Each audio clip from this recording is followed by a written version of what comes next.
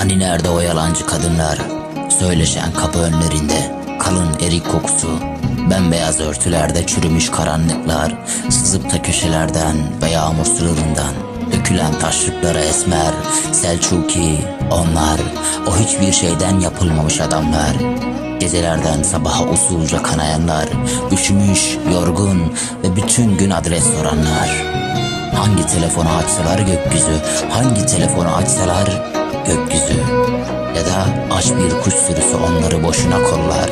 Çünkü onlar ki yalnız kendilerinde gömülü. Yüzlerinde dağa çıkmışların yüzü var. Giderler, gelirler ve asıl gök kıvamındalar.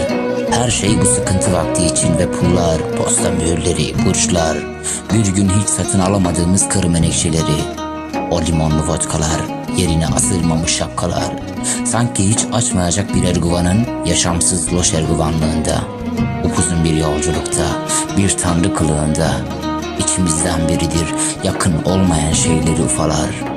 Onlar, o hiçbir şeyden yapılmamış adamlar, üşümüş, yorgun ve bütün gün adres soranlar.